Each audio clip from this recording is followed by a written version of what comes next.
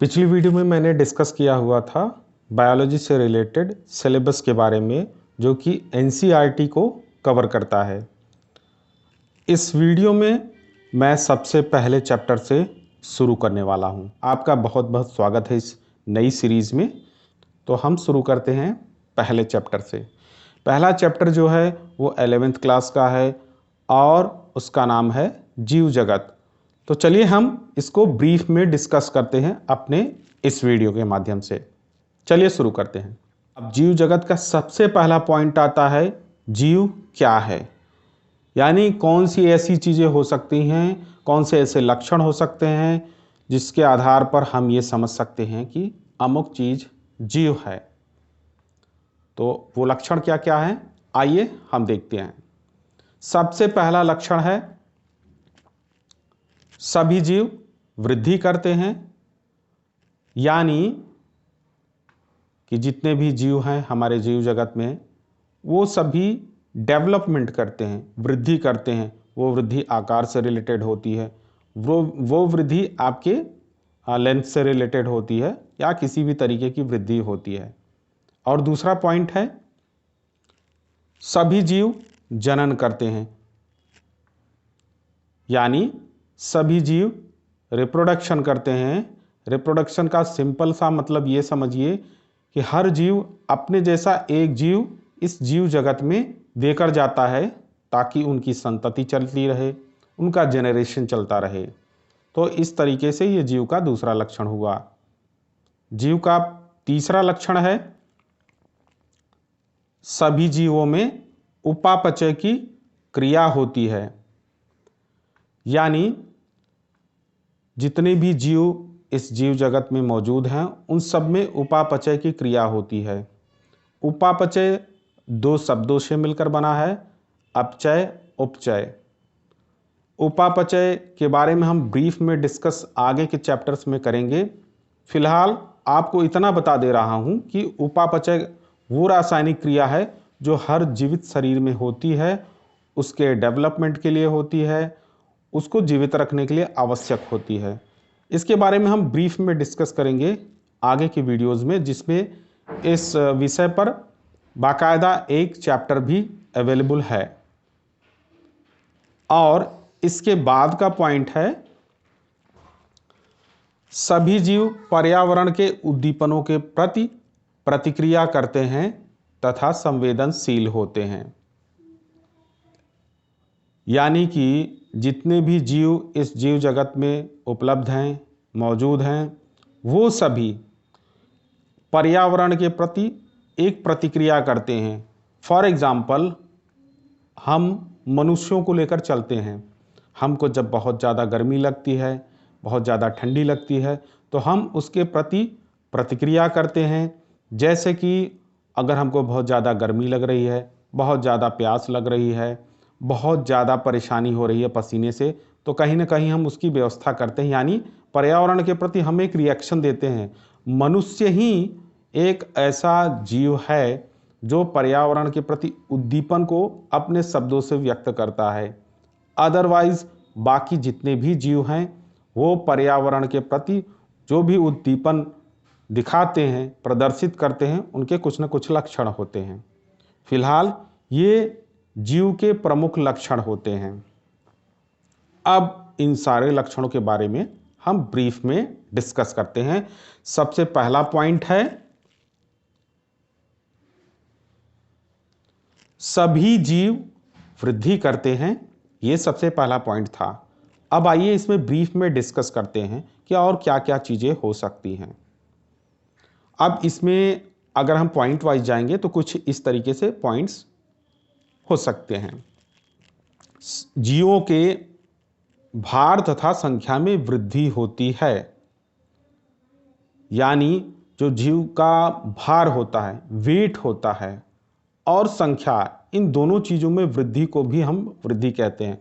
भार अलग हो गया और संख्या में वृद्धि अलग चीज़ हो गई है। भार का मतलब उसका वेट हो गया। जैसे जैसे जीव की उम्र बढ़ेगी उसका वेट, उसका भार बढ़ेगा। और संख्या में वृद्धि जो हुई, यानी वो रिप्लिका अपने जैसी रिप्लिकेशन करेगा, या जिसको आप कहते हैं रिप्रोडक्शन करके बच्चों को जन्म देना, बाकी चीज़ें, वो संख्या में वृद्धि हो गई। दूसरा पॉइंट है, बहुकोशिकीय जीव कोशिका विभाजन द्वारा वृद्धि करते हैं। एक कोशिकीय जीव को छोड़कर बाकी जितने भी जीव हैं वो बहुत सारी कोशिकाओं से मिलकर बने हैं। हमारा शरीर बहुत सारी कोशिकाओं से मिलकर बना है। इसके बारे में भी आगे चैप्टर्स हैं, मैं ब्रीफ में डिस्कस कर दूंगा कि ये सेल डिवीज़न क्या होता है और कैसे होता है। फिलहाल आज के इस चैप्टर में ये हमारा प्रमुख बिंदु नहीं है। फिलहाल हम बाकी चीज़ों पर डिस्कस कर लेते हैं, जैसे कि ये पॉइंट था कि सभी जीवों में कोशिका विभाजन के द्वारा वृद्धि होती है। यानी जो बहुकोशिकीय जीव होते हैं वो अपने शरीर में सेल डिवीज़न के जरिए वृद्धि करते हैं, बड़े होते हैं, या उनके भार में वृद्धि होती है, तो वो भी आपके सेल डिवीज़न का ही नतीजा होता है। तीसरा पॉइंट है, पौधों में यह वृद्धि जीवन पर्यंत होती है, जबकि प्राणियों में यह वृद्धि कुछ आयु तक होती है। अब देखिए, इसमें पादप जीव और बाकी जीवों में एक प्रमुख डिफरेंस आपको देखने को मिल जाएगा। वो डिफरेंस क्या है? जो पौधे होते हैं वो अपने लाइफ टाइम, जीवन पर्यंत बढ़ते रहते हैं, जबकि बाकी जो जीव होते हैं उनमें जो वृद्धि होती है, जैसे लंबाई में वृद्धि हो गई, तो ये एक सडन पॉइंट तक, निश्चित समयावधि तक ही रहती है। उसके बाद इसमें वृद्धि नहीं होती है या बंद हो जाती है। भार में वृद्धि एक अलग मैटर हो गया, लेकिन उनकी लंबाई में वृद्धि रुक जाती है। अब देखिए, इसमें जो पौधे होते हैं उसमें एक वार्षिक वलय बनता है। इस पर हम ब्रीफ में आगे डिस्कस करेंगे। फिलहाल मैं आपको इतना बता दे रहा हूं कि वार्षिक वलय बनता है, उसी के आधार पर उस पौधे की आयु का निर्धारण किया जाता है। तो फिलहाल जो वृद्धि वाला पॉइंट है वो कुल मिला जुला कर यही है। एक बार फिर से मैं आपको रिपीट कर दे रहा हूं। पॉइंट्स वाइज कुछ इस तरीके से, जीवों के भार तथा संख्या में वृद्धि होती है। कोशिकीय जीव कोशिका विभाजन, यानी जो बहुकोशिकीय जीव होते हैं कोशिका विभाजन के द्वारा वृद्धि करते हैं। पौधों में यह वृद्धि जीवन पर्यंत होती है, जबकि प्राणियों में यह वृद्धि कुछ आयु तक होती है। तो यह हमारा वृद्धि से संबंधित डिस्कशन था। अब हम इसके आगे चलते हैं कि इसके आगे वाला पॉइंट क्या है। तो चलिए आगे वाले पॉइंट्स पर हम चलते हैं। निर्जीवों के भार में भी वृद्धि होती है। अब देखिए, यहां पर एक बात तो और आ जाती है, वो ये है कि निर्जीवों के भार में भी वृद्धि होती है। तो इस हिसाब से सिर्फ वृद्धि को हम किसी को के जीव या निर्जीव होने का उपक्रम या किसी के जीव या निर्जीव होने का गुण नहीं मान सकते हैं। अब निर्जीवों में वृद्धि किस प्रकार होती है? तो पर्वत, गोलाश्म और टीले में भी वृद्धि होती है। इसमें भी वृद्धि होती है। जो पर्वत होते हैं, जो गोलाश्म होते हैं, उसके ऊंचाई में और बाकी उसकी साइज में वृद्धि होती है। और ये वृद्धि किस प्रकार होती है? तो ये वृद्धि जो होती है, ये वृद्धि सतह पर एकत्रित होने वाले पदार्थों से होती है। अब देखिए, यहाँ पर पॉइंट ये है कि जो निर्जीव वस्तुएं होती हैं, जैसे पर्वत हो गया, गोलाश्म हो गया, इसमें जो भी वृद्धि होती है ये इसके बाहरी सतह पर होती है। किसी न किसी आयन के जमने पर वहाँ पर वृद्धि हो जाती है, इसलिए उनके साइज में वृद्धि होती है। जैसे हवा में बहुत सारे पदार्थ मौजूद हैं, बहुत सारे कण मौजूद हैं जो जाकर चिपक जाते हैं सतह पर से, और उसके साइज में काफ़ी सालों बाद वृद्धि हो जाती है। इसको हम जीवों का प्रमुख लक्षण नहीं मान सकते हैं। और क्यों नहीं मान सकते हैं? ये पॉइंट्स यही है जो मैंने अभी आपसे डिस्कस किया। लेकिन जो जीवों में वृद्धि होती है वो अलग किस्म की होती है। वो क्या होती है? जीवों में जो वृद्धि होती है, जीवों में वृद्धि अंदर से होती है। और यह वृद्धि कोशिका विभाजन के फलस्वरूप होती है। यानी जो जीवित पदार्थ हैं, जीवित वस्तुएं हैं, जो जीव जगत में जीवित जैसे जानवर हो गया, मनुष्य हो गया, पेड़ पौधे हो गए, इन सब में जो वृद्धि होती है वो अंदर से होती है, कोशिका विभाजन के कारण होती है। सेल डिवीजन होता है, उससे उनका डेवलपमेंट होता है। तो ये वृद्धि जीवों में अंदर से होती है, ना कि बाहर से होती है निर्जीव वस्तुओं की तरह।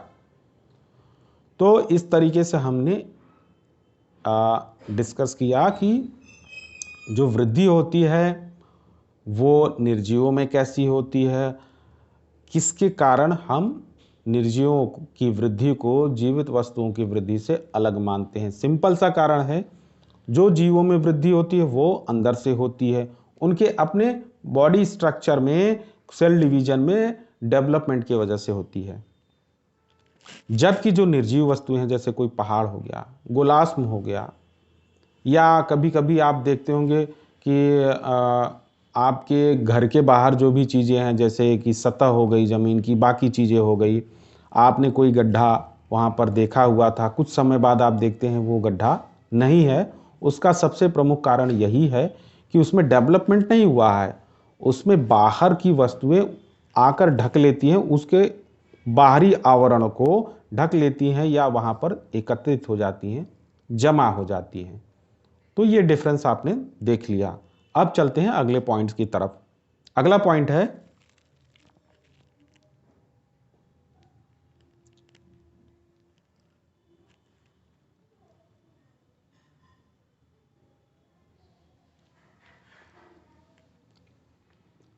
श्वसन यानी रेस्पिरेशन। जीवों में श्वसन हर समय होता रहता है।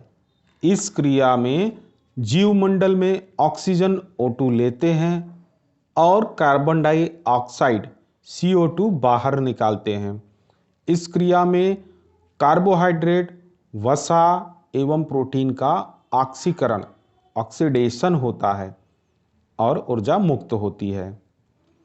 इस मुक्त ऊर्जा से ही जीवधारियों की समस्त जैविक क्रियाएं संचालित होती हैं। श्वसन क्रिया एक अपचयी क्रिया है, कैटाबॉलिक रिएक्शन है। तो जीव का अगला लक्षण क्या है? रेस्पिरेशन।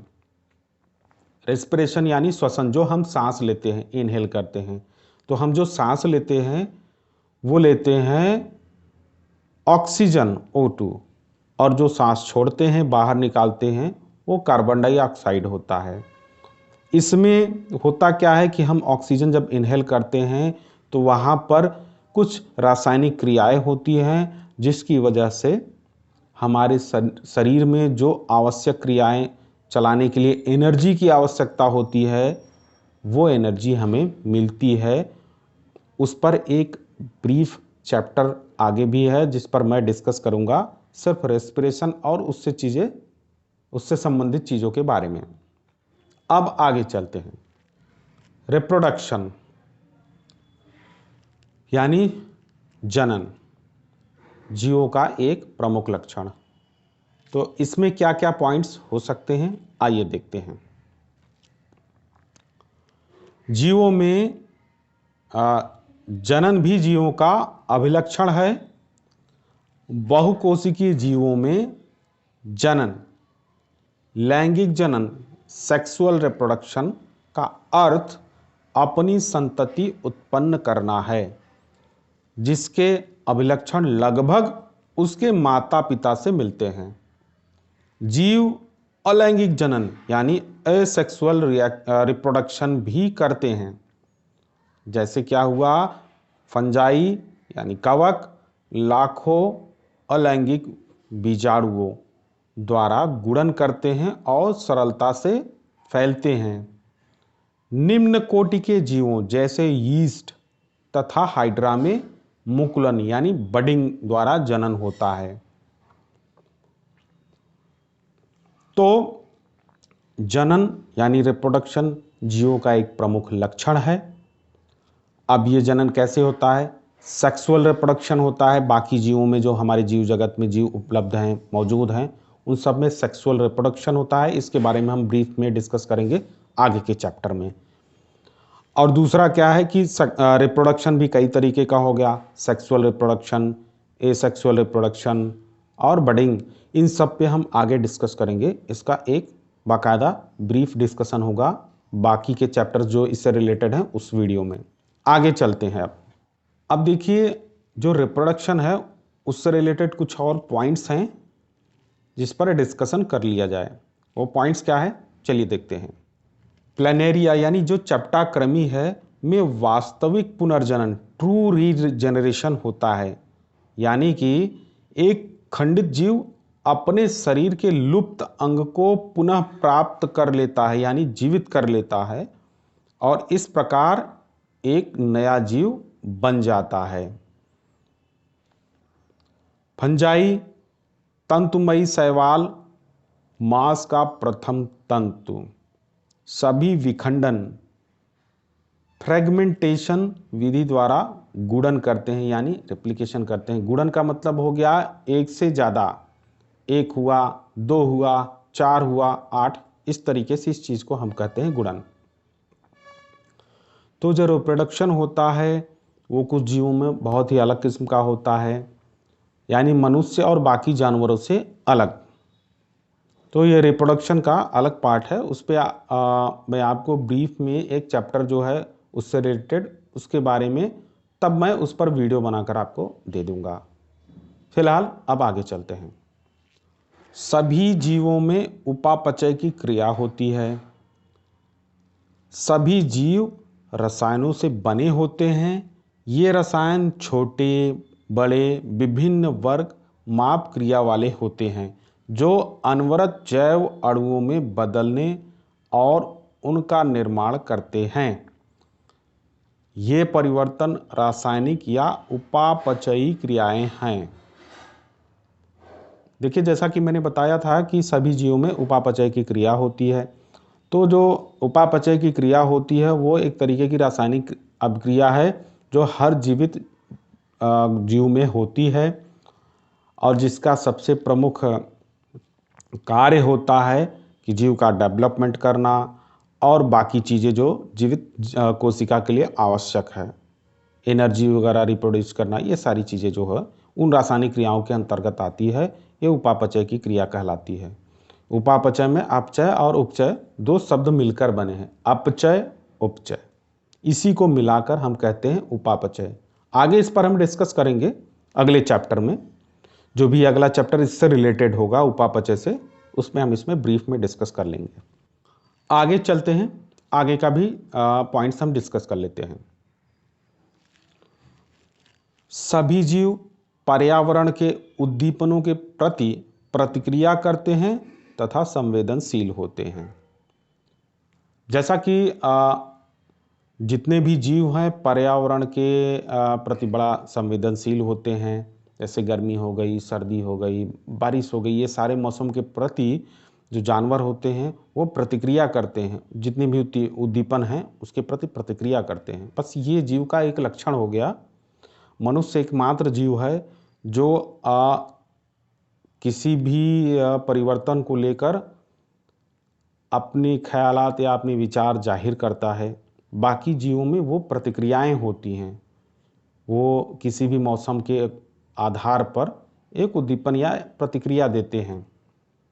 तो ये एक जीवित लक्षण हुआ। अब इस पर ब्रीफ में हम डिस्कस कर लेते हैं। जीव अपने संवेदी अंगों द्वारा पर्यावरण से अवगत होते हैं। पौधे प्रकाश, पानी, ताप द्वारा अवगत होते हैं। मानव ही केवल ऐसा जीव है जो स्वयं से अवगत यानी स्वचेतन है। अब देखिए, कुछ जीव जो होते हैं उसमें कुछ संवेदी अंग होते हैं, जैसे कि आपने देखा होगा स्नेक्स को।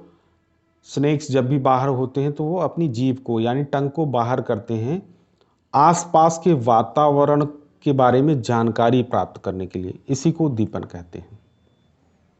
और भी बहुत सारे जीव हैं जो अपने किसी न किसी संवेदी अंग के द्वारा आसपास के वातावरण के बारे में एक अनुमान लगाते हैं। अब देखिए, मनुष्य एकमात्र ऐसा जीव है जो स्वचेतन है। इसीलिए कहा गया है कि ये जो मनुष्य जीवन है बड़ा बहुमूल्य है, इसको बहुत ढंग से, बहुत अच्छे से जीना चाहिए। यही कारण है क्योंकि मनुष्य स्वचेतन है। मनुष्य को किसी भी वातावरण के प्रति उद्दीपन दिखाने की आवश्यकता नहीं है, वो अपने बचाव का भी रास्ता ढूंढ लेता है। गर्मी लगी, फैन चला लिया, या जहाँ पर बिजली की व्यवस्था नहीं है, बहुत सारे ऐसे रिमोट लोकेशन है जहाँ पर बिजली नहीं हो सकती है, आदिवासी क्षेत्र हो गया, तो वहाँ पर वो हाथ के बने पंखे के द्वारा, किसी न किसी व्यवस्था के द्वारा अपने उस ताप को कम करने की कोशिश करते हैं। यानी जीव के अंदर स्वचेतन है कि कैसे इसको कंट्रोल किया जाए। और जो पेड़ पौधे होते हैं, पेड़ पौधे क्या करते हैं, वो प्रकाश के प्रति उद्दीपन की क्रिया दिखाते हैं, प्रकाश के प्रति उद्दीपित होते हैं, और जलवायु के प्रति होते हैं, पानी के प्रति होते हैं। अब देखेंगे बहुत सारे पौधे ऐसे होते हैं, जैसे सूरजमुखी का पौधा हो गया, इसके बारे में भी ये है कि ये प्रकाश के प्रति उद्दीपन जाहिर करता है। कुछ ऐसे पौधे हो गए जिनका विकास ही उस दिशा में होता है जहाँ से प्रकाश की प्रचुर मात्रा आती रहती है। बहुत सारे ऐसे पौधे हैं, यानी ये उद्दीपन का लक्षण वो दिखाते हैं। तो ये हो गया उद्दीपन से रिलेटेड पॉइंट। अब आगे चलते हैं। जैव विविधता, प्रत्येक प्रकार के जीव जंतु या पौधे किसी एक जाति स्पीसीज का प्रतीक हैं। अब तक ज्ञात स्पीसीज की संख्या लगभग 1.8 मिलियन तक हो सकती है। इसे ही हम जैव विविधता या पृथ्वी पर स्थित जीवों की संख्या या प्रकार कहते हैं। तो आपने देखा जैव विविधता से रिलेटेड ये पॉइंट है। इसमें होता क्या है कि स्पीसीज होती है, एक स्पीसीज ही उस किसी भी प्रकार के जीव जंतु या पौधे की एक स्पीसीज उसका प्रतीक होती है। अब इसमें सबसे पहला पॉइंट आता है नाम पद्धति यानी नॉमेनक्लेचर। आइए इसमें ब्रीफ में डिस्कस करते हैं कि नॉमेनक्लेचर होता क्या है। प्रत्येक जीव का एक मानक नाम होता है और वह उसी नाम से सारे विश्व में जाना जाता है। इस प्रक्रिया को नाम पद्धति यानी नॉमेनक्लेचर कहते हैं। अध्ययन को सरल बनाने के लिए अनेकों वैज्ञानिकों ने प्रत्येक जीव जगत को, जितने भी जीव जगत हैं में ज्ञात जीव हैं, उनको वैज्ञानिक नाम देने की प्रक्रिया बनाई है और इसको सभी जीव वैज्ञानिकों ने स्वीकार किया है। यानी जितने भी जीव जगत में मौजूद जीव हैं उनका एक नाम दिया गया है और उनका एक मानक नाम होता है यानी वैज्ञानिक नाम होता है। इसी पद्धति को नॉमेनक्लेचर कहा जाता है यानी नाम पद्धति। अब इतने सारे जीव हैं, लगभग 1.8 मिलियन जीव हैं इस संसार में, एक अनुमान के आधार पर। अब इसमें हम किसी भी जीव को पहचानेंगे कैसे, उसके लिए नाम होना आवश्यक होता है। और नामकरण कैसे करेंगे उसकी एक पद्धति होती है, उसी के आधार पर हम हर जीव का नामकरण करेंगे और इसी पद्धति को हम नॉमेनक्लेचर कहते हैं यानी नाम पद्धति कहते हैं। ये बहुत ही ज़रूरी होता है कि हर जीव का एक नाम दिया जाए, उसके जाति के आधार पर और बाकी लक्षणों के आधार पर, किस जाति में रहेगा, किस वंश में रहेगा, इस तरीके की चीज़ें होती हैं। इसी को हम नॉमेनक्लेचर कहते हैं। अब बहुत सारे लोगों के दिमाग में ये क्वेश्चन आता है कि भैया इसकी क्या आवश्यकता है, क्यों आवश्यकता है नॉमेनक्लेचर की, नाम पद्धति की क्या आवश्यकता है। हमने देख लिया ये चीज़, अमुक चीज़ गाय है, अमुक चीज़ भैंस है, अमुक चीज़ भेड़ है। तो जो कॉमन चीज़ें हैं जो हम आसपास देख रहे हैं उसको तो हम पहचान सकते हैं, लेकिन बाकी की जीव जिसको हमने नहीं देखा या जिसको फॉरेन में देखा जाता है हमने नहीं देखा, या फॉरेन के लोग जिसको वो वहाँ विदेशों में देखते हैं, जैसे रेड कंगारू हो गया, उसको हम यहाँ पर भारत में नहीं देखते हैं। तो इस तरीके की जितने भी जीव हैं, अलग अलग किस्म के जीव हैं पूरे विश्व में, इनको पहचाना कैसे जाएगा। इनको जाना कैसे जाएगा, उसके लिए नाम पद्धति आवश्यक है। जो नाम पद्धति होती है, देखिए उसका जो इंटरनेशनल लेवल पे शॉर्टकट होगा या नाम होगा वो कुछ इस प्रकार होगा, ICBN, यानी international code of botanical nomenclature. इसमें क्या है, पौधों के लिए वैज्ञानिक नाम का आधार सर्वमान्य नियम तथा कसौटी है, जिसको international code of botanical nomenclature ICBN कहा जाता है। यानी पौधों के लिए सर्वमान्य, जैसे कि मान लीजिए कि एक पौधा भारत में है, गेहूं का पौधा, इसके लिए सर्वमान्य वैज्ञानिक नाम दिया जाएगा और इसी नाम से विदेशों में भी इस पौधे का या इस पौधे की पहचान होगी। इसी को कहते हैं आप ICBN। ICZN यानी international code of geological nomenclature, प्राणियों के नामकरण को international code of geological nomenclature यानी ICZN कहते हैं। एक हो गया ICBN और एक हो गया ICZN, यानी एक जीवों के लिए है, एक पादपों के लिए है। बहुत आसानी से ICZN का मतलब इसमें आप जीवों से कोरिलेट करिए और ICBN आप इसको पादपों से कोरिलेट करिए। अब आगे चलते हैं। द्विपद नाम पद्धति, बायनॉमियल नॉमेनक्लेचर। इस नामकरण पद्धति को कैरोलस लीनियस ने सुझाया था। कैरोलस लीनियस एक स्वीडिश वनस्पति शास्त्री, प्राणी विज्ञानी, टैक्सोनॉमिस्ट और चिकित्सक थे। ये कैरोलस लीनियस के बारे में है। फिलहाल आगे बढ़ते हैं। प्रत्येक ज्ञात जीवों के नाम के दो घटक होते हैं, वंश नाम, जाति संकेत पद, और इसी को हम द्विपद नाम पद्धति कहते हैं। तो द्विपद नाम पद्धति का मतलब ये हुआ कि एक उसका जातिगत नाम होगा और एक होगा वंश नाम। अब जैसे आम का वैज्ञानिक नाम है मैंजीफेरा इंडिका, यानी कि इस नाम में मैंजीफेरा वंश नाम है, जबकि इंडिका एक विशिष्ट जाति संकेत पद है।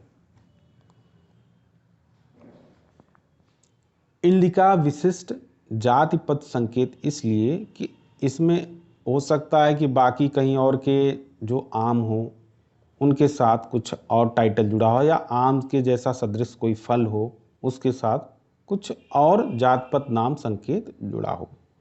आगे चलते हैं। नाम पद्धति के अन्य सार्वजनिक नियम किस तरीके के होते हैं, तो चलिए उसमें ब्रीफ में डिस्कस करते हैं। जैविक नाम प्रायः लैटिन भाषा में होते हैं और तिरछे अक्षरों में लिखे जाते हैं।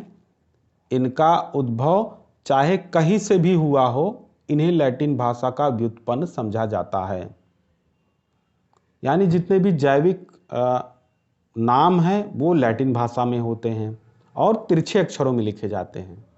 अब मान लीजिए यहाँ की किसी जीव वैज्ञानिक ने कोई जीव नाम दिया, नामकरण किया, लेकिन वो समझा लैटिन में ही जाएगा कि उसका व्युत्पन्न ही है। आगे चलते हैं।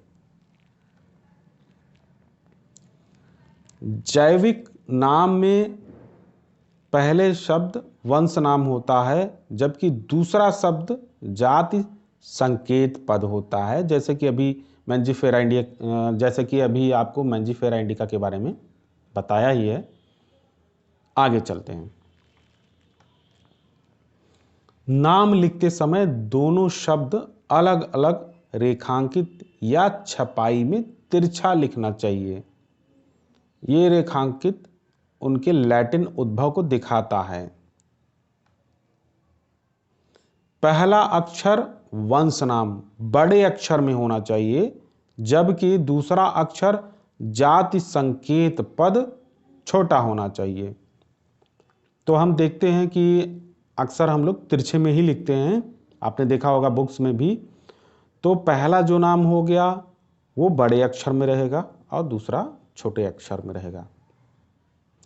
जाति पद संकेत के बाद यानी जैविक नाम के अंत में लेखक का नाम संक्षेप में लिखते हैं,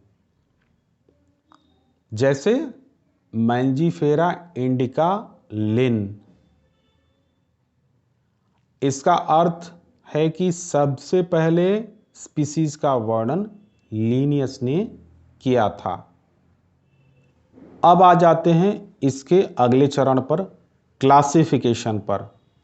यह बहुत ही इंपॉर्टेंट पॉइंट है क्लासिफिकेशन, क्योंकि अक्सर बहुत सारे स्टूडेंट यहीं पर कंफ्यूज हो जाते हैं। क्लासिफिकेशन में आकर स्टूडेंट अक्सर इसको बहुत ही कठिन मान बैठते हैं, जबकि आप स्टेप बाय स्टेप इसको जब समझेंगे तो आसानी से इसको समझ जाएंगे कि बहुत ही मुश्किल कार्य नहीं है इसको समझना। तो चलिए समझते हैं इसके बारे में कि क्लासिफिकेशन होता क्या है और क्या है। ब्रीफ में इस पर डिस्कस करते हैं। वर्गीकरण वह प्रक्रिया है जिसमें कुछ सरलता से दृश्य गुणों के आधार पर सुविधाजनक वर्ग में वर्गीकृत किया जा सके। उदाहरण, ये पौधा हो गया, इसको आप देख के आसानी से समझ सकते हैं कोई भी चीज़ है वो पौधा है। अब ये देखिए बिल्ली और कुत्ता, हम इन दोनों को देखकर समझ जाते हैं कि ये बिल्ली यानी कैट है और ये कुत्ता है, जबकि ये दोनों स्तनधारी वर्ग में ही आते हैं। अब आगे चलिए, कीट पतंगे देखकर भी हम आसानी से समझ जाते हैं कि ये कीट पतंगे हैं। तो यानी इसके दृश्य गुण के आधार पर हम आसानी से ये समझ जाते हैं कि अमुक जीव कौन सा है, यानी दृश्य गुण जो भी उसकी संरचनात्मक चीज़ें हैं, उसका बॉडी स्ट्रक्चर है, इस आधार पर हम समझ जाते हैं कि ये अमुक जीव है। ये क्लासिफिकेशन का एक प्रमुख लक्षण हो सकता है। आगे चलते हैं। टैक्सॉन, ये क्या होता है? तो देखिए, टैक्सॉन किसी भी स्तर को वर्गीकृत समूह होता है, यानी taxon is a taxonomic group of any rank. किसी भी स्तर का वर्गीकृत समूह होता है। यह किसी भी स्तर पर जीवों के समूह को निरूपित करता है, यह टैक्सॉन कहलाता है। जो शब्द है टैक्सॉन सर्वप्रथम 1956 में ICBN यानी international code of botanical nomenclature ने प्रतिपादित किया था, तथा मेयर 1964 ने इसकी परिभाषा किसी भी स्तर के वर्गीकृत समूह के रूप में दी थी।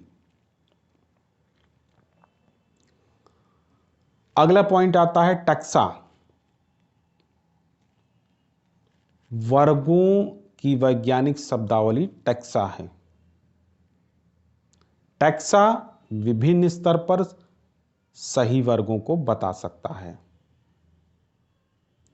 गुणों के आधार पर सभी जीवों को विभिन्न टैक्सा में वर्गीकृत कर सकते हैं। गुण क्या होते हैं?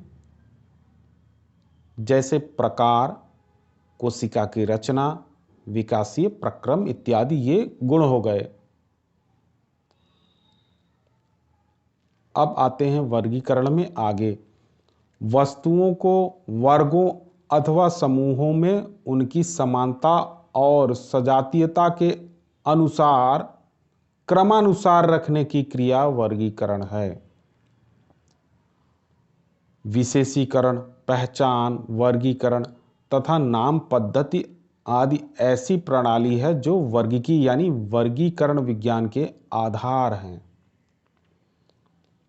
अध्ययन की इस शाखा को वर्गीकरण पद्धति सिस्टेमेटिक्स कहते हैं। ये सारे क्वेश्चंस आ सकते हैं, इस पर ध्यान रखिएगा। अब आगे चलते हैं। सिस्टेमेटिक्स लैटिन शब्द सिस्टेमा से आया है, जिसका अर्थ है जीवों की नियमित व्यवस्था। यानी सिस्टमेटिक वे में आप इस चीज को समझ सकते हैं कि किसी भी चीज को सिस्टमेटिक वे में रखना। अब आगे चलते हैं। वर्ग की संवर्ग कैटेगरी, ये क्या होता है? वर्गीकरण में प्रयुक्त विभिन्न स्तरों को संवर्ग या वर्गीकरण की इकाई कहते हैं। ये संवर्ग क्रमशः श्रृंखला में स्थित होते हैं। इसका क्रम इस प्रकार है। अब देखिए क्रम आ गया है, तो इसको ध्यान से देखिएगा। पहला हो गया आपका ये जाति, स्पीसीज। अब उसके आगे आप बढ़ेंगे, वंश में जाएंगे। इसके आगे जो होगा वो होगा कुल यानी फैमिली। अब इसके आगे आप बढ़ेंगे तो गण यानी ऑर्डर। उसके आगे बढ़ेंगे तो वर्ग यानी क्लास। उसके आगे बढ़ेंगे संघ या फाइलम।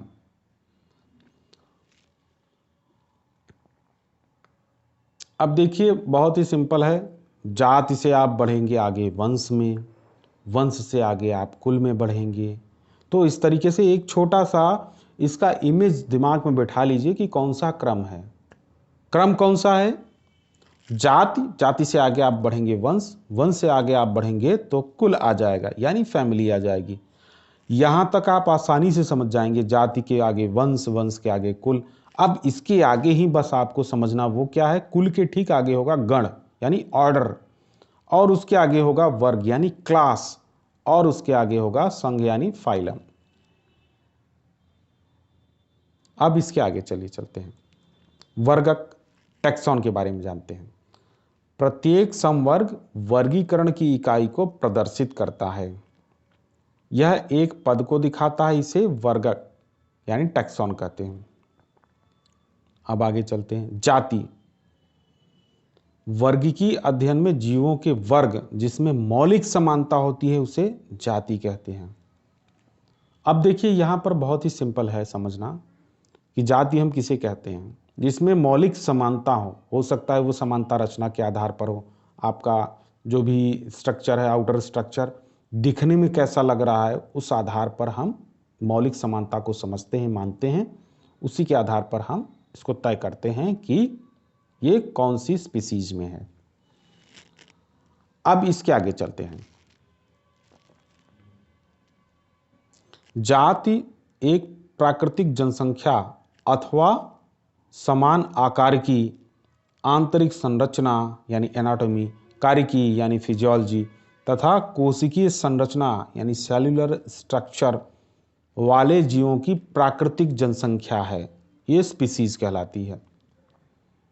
इसके आगे चलते हैं। वंश, वंश क्या होता है?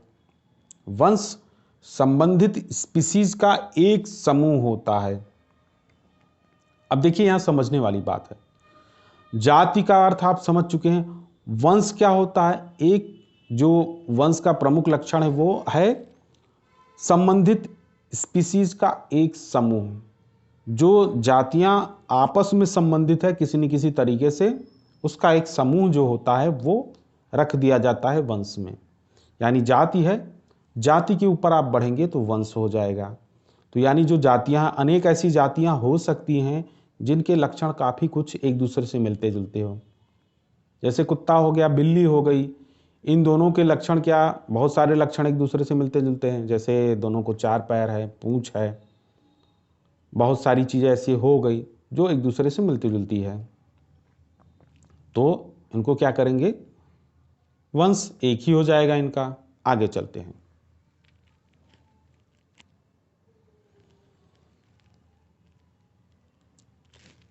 वंश संबंधित स्पीसीज का एक समूह है, ये मैंने आपको बता ही दिया। अब इसके आगे क्या है कि वर्गीकरण में वंश का बहुत महत्व है। द्विपद नाम पद्धति बायनॉमियल नॉमेनक्लेचर के अनुसार किसी भी स्पीसीज को तब तक कोई नाम नहीं दिया जा सकता जब तक कि वह किसी वंश के साथ न हो। आगे चलते हैं। प्रायः एक ही वंश की जाति के गुणों में काफी समानता होती है। सामान्य गुणों के ऐसे समूह को सह संबंधित गुण को रिलेटेड कैरेक्टर्स कहा जाता है। ऐसी जाति को एक वंश के अंतर्गत रखा जाता है। अब आगे चलते हैं इसके। एक वंश के अंदर कई जातियां हो सकती हैं, जैसे आम का वंश है मंजीफेरा, जिसके अंतर्गत 35 जातियों को रखा गया है, यानी 35 जातियों को रखा गया है। वंश हो गया मंजीफेरा, उसके अंतर्गत 35 जातियां हैं अलग अलग। मंजीफेरा इंडिका 35 जातियों में से एक है। एक वंश के अंतर्गत केवल एक जाति भी हो सकती है, जैसे वंश जिंगो में केवल एक जाति है, जिंगो बाइलोबा। अब देखिए यहां पर एक वंश में कई सारी जातियां हो गई, जैसे आम हो गया, 35 जातियां हैं उसकी।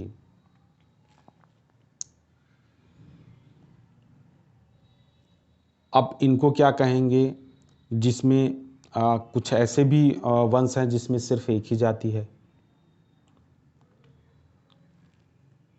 तो इस तरीके से हम इस पे ये नहीं कह सकते हैं कि वंश हो गया तो उसकी बहुत सारी जातियां हो गई, एक जाति भी हो सकती है।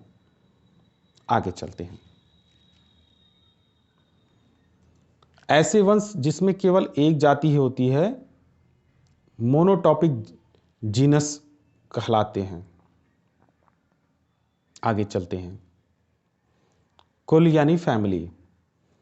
जिस प्रकार समान गुणों वाली जाति को एक वंश में रखते हैं, उसी प्रकार समान गुणों वाले सभी वंशों को एक कुल या कुटुंब फैमिली में रखते हैं। जैसे आलू, टमाटर, बैंगन में कई गुण समान होते हैं, इसलिए इन्हें एक ही कुल सोलेनेसी में रखा गया है।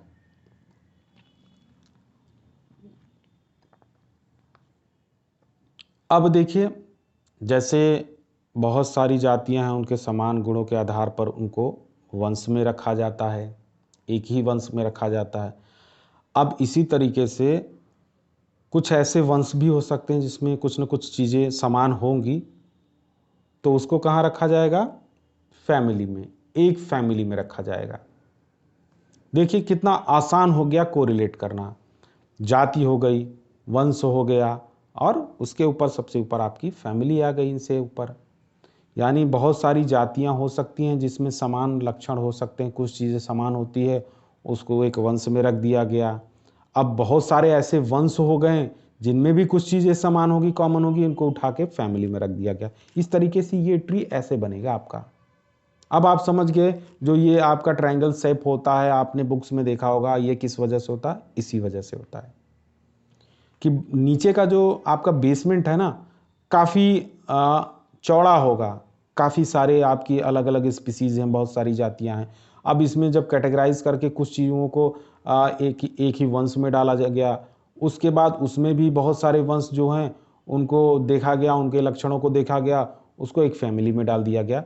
तो ऊपर जाते हुए ये छोटे होते जाएंगे, इनका क्रम जो है, फैलाव जो है वो छोटा होता जाएगा।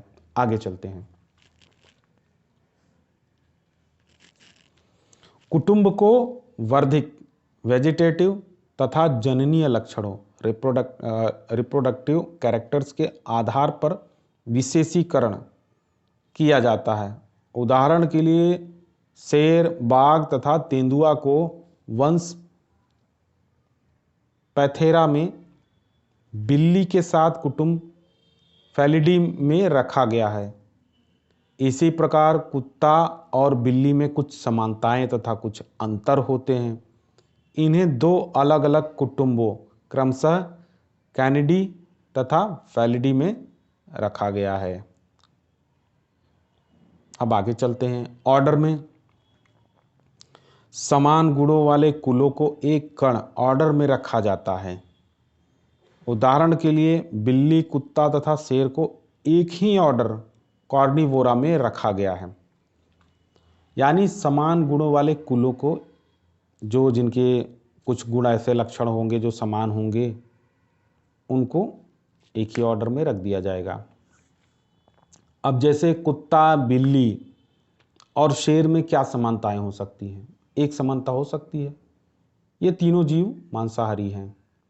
हो सकता है कुत्ता पालतू है, बिल्ली पालतू है, शेर पालतू नहीं है, ये एक इनका स्वाभाविक गुण हो सकता है, लेकिन इनमें एक चीज़ कॉमन है, वो है ये तीनों जीव मांसाहारी है, तीनों जीव मांस खाते हैं। इसलिए इस आधार पर इनको एक गण में रख दिया गया, एक ऑर्डर में रख दिया गया। आगे चलते हैं।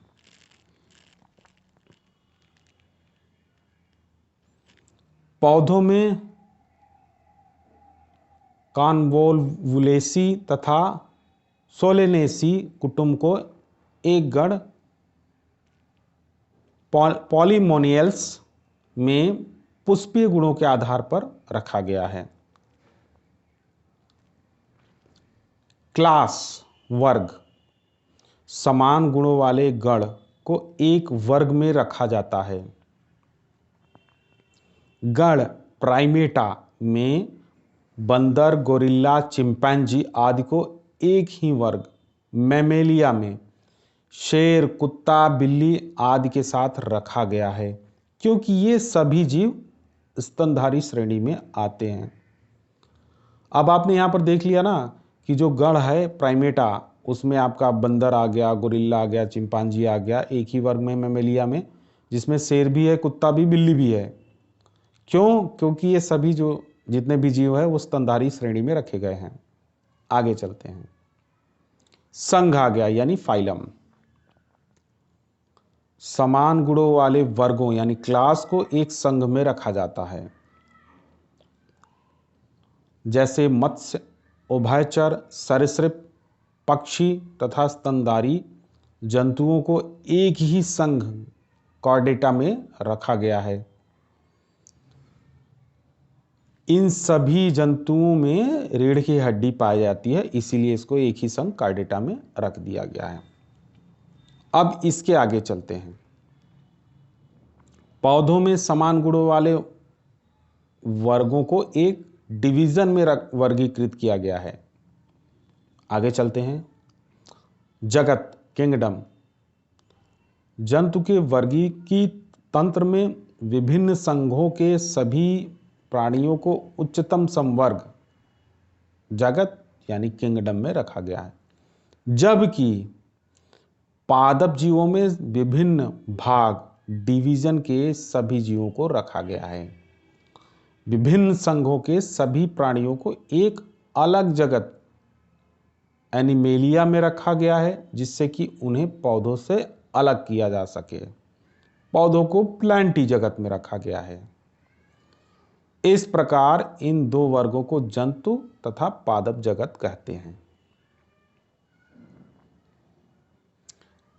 अब देखिए इसका आरोही क्रम किस प्रकार है, आइए हम देख लेते हैं। आरोही क्रम को देखते हैं। चलिए,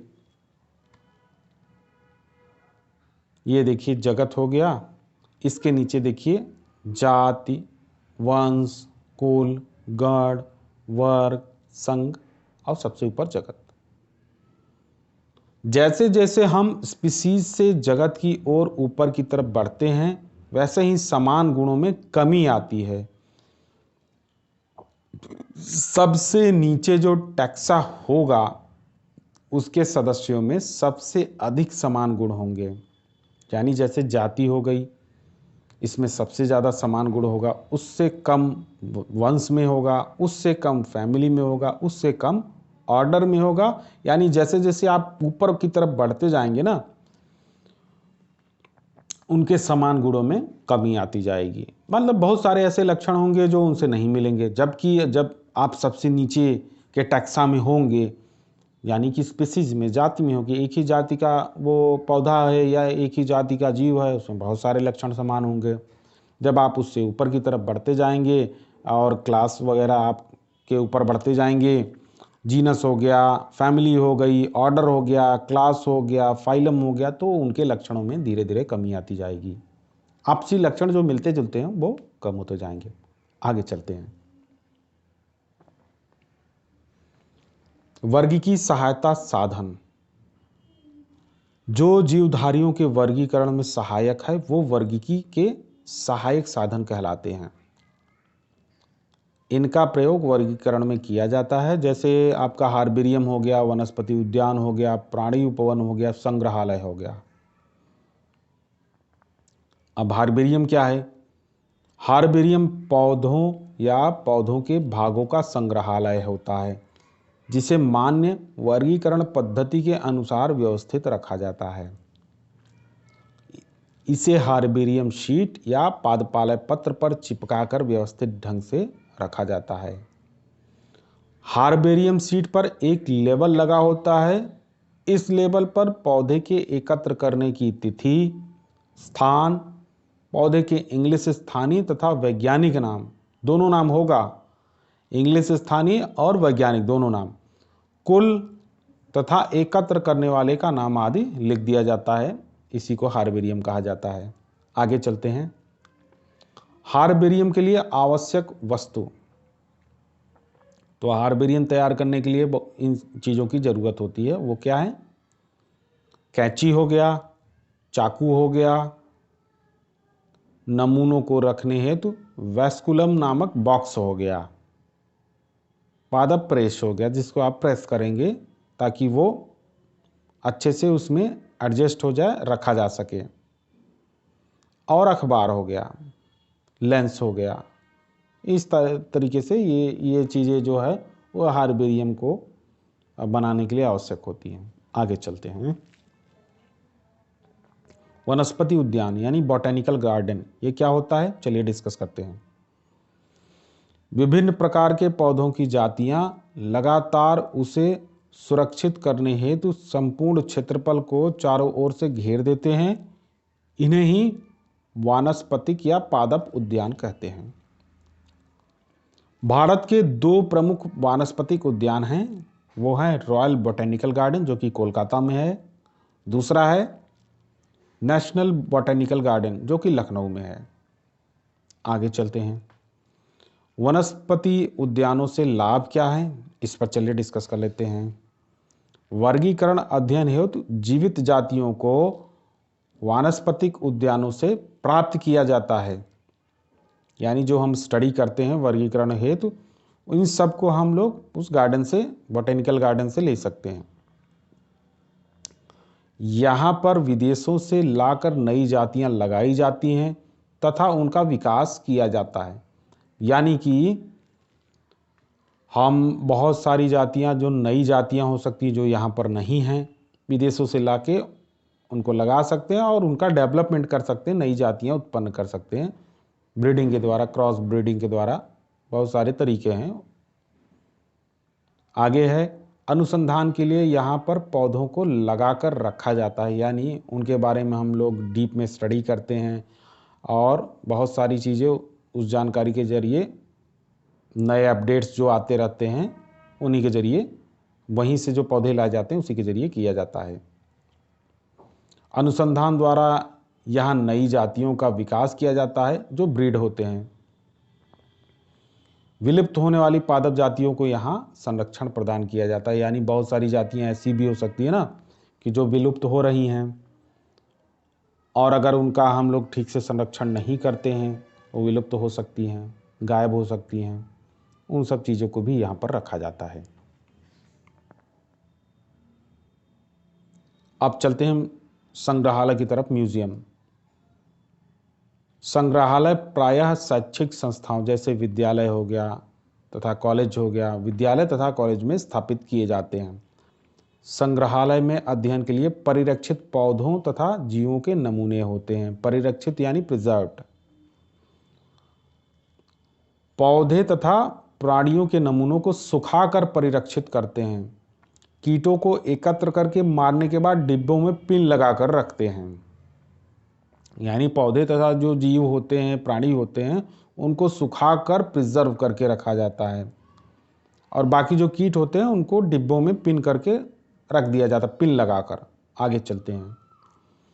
बड़े प्राणी जैसे पक्षी तथा स्तनधारी को प्रायः परिरक्षित घोल में डालकर जारों में भरकर परिरक्षित करते हैं, यानी उसके लिए कुछ प्रिजर्वेटिव घोल होते हैं जिससे कि वो उनके सैंपल खराब ना हो, उनके सैंपल जले ना, गले ना। इस तरीके से कुछ न कुछ सैंपल कुछ ऐसे घोल होते हैं जिसमें उन जीवों को डालकर रख दिया जाता है, जिससे उनकी जो बॉडी है वो देखने के लिए सुरक्षित रहे, यानी स्टडी करने के लिए सुरक्षित रहे। आगे चलते हैं। संग्रहालय में प्रायः प्राणियों के कंकाल भी रखे जाते हैं। अब आगे चलते हैं प्रमुख संग्रहालय की तरफ। प्रमुख संग्रहालय क्या क्या हैं देखिए। नेचुरल हिस्ट्री म्यूजियम लंदन में है, फॉरेस्ट म्यूजियम अंडमान निकोबार द्वीप में है, national museum of natural history Delhi में है, prince of Wales museum Mumbai में है, इंडियन म्यूजियम कोलकाता में है, महाराजा सवाई मानसिंह म्यूजियम जयपुर में है। आगे चलते हैं। जू यानी चिड़ियाघर, इसको जियोलॉजिकल पार्क कहते हैं। इन उपवनों में अधिकांशतः वन्य आवासी जीवित प्राणी रखे जाते हैं। इनसे हमें वन्य जीवों को मानव की देखरेख में आहार, प्रकृति तथा व्यवहार को सीखने का अवसर प्राप्त होता है। जहाँ तक संभव होता है चिड़ियाघरों में विभिन्न प्राणी उपलब्ध कराए जाते हैं। चिड़ियाघर में सभी प्राणियों को उनके प्राकृतिक आवासों वाली परिस्थितियों में रखने का प्रयास किया जाता है। यानी अमूमन चिड़ियाघर में जितने भी जानवर होते हैं, जितने भी जीव होते हैं, उनका जो प्राकृतिक आवास होता है, यानी जिस तरीके से वो रहते चले आए हैं, उस तरीके का एक कृत्रिम वातावरण या कृत्रिम चीज़ों को बनाकर तैयार करके उनको वहाँ रखा जाता है, जिससे वो आसानी से वहाँ पर सर्वाइव कर सके। आगे चलते हैं। इन उद्यानों को प्रायः चिड़ियाघर कहते हैं। बहुत सारे बच्चे और बहुत सारे लोग इनको देखने के लिए आते रहते हैं। अब आते हैं कुंजी या चाबी किसे कहते हैं की। तो कुंजी एक ऐसी विधि है जिसके द्वारा विभिन्न वर्गों में स्थित प्रत्येक प्रकार के जीव की पहचान की जा सकती है। वैज्ञानिक जीवों की पहचान उनके गुणों के आधार पर बनाई गई कुंजी यानी कीज से करते हैं। कुंजी यानी कि पौधों तथा जंतुओं के समान तथा असमान गुणों के आधार पर बनाई जाती है। वर्गीकी कुंजी यानी टैक्सोनॉमिक की दो विपरीत लक्षणों पर आधारित होती है। इनमें से एक को हम स्वीकार करते हैं, स्वीकार किया जाता है, जबकि दूसरे को अस्वीकृत कर दिया जाता है। कुल, वंश तथा जाति के लिए अलग अलग कुंजी का उपयोग किया जाता है। तो इस प्रकार से ये आज का पहला चैप्टर कंप्लीट हुआ। इसमें हमने ब्रीफ में डिस्कस कर लिया है। अब आगे अगली वीडियो में अगले चैप्टर को हम कवर करेंगे। इस वीडियो को देखने के बाद अगर आपका किसी प्रकार का कोई इस चैप्टर से संबंधित कोई सवाल हो, कोई क्वेरी हो या कोई आपका फीडबैक हो, तो आप कमेंट बॉक्स में दे सकते हैं। वीडियो अगर आपको अच्छा लगा हो तो अपने फ्रेंड सर्कल में इसको शेयर कर सकते हैं, ताकि कुछ ऐसे स्टूडेंट भी होंगे जिनको आवश्यकता होगी अपडेट्स की या इस तरीके के वीडियोस की, तो उनकी एक हेल्प हो सके। अगली वीडियो में हम अगले चैप्टर को कवर करेंगे। तब तक के लिए इजाज़त दीजिए। नमस्कार।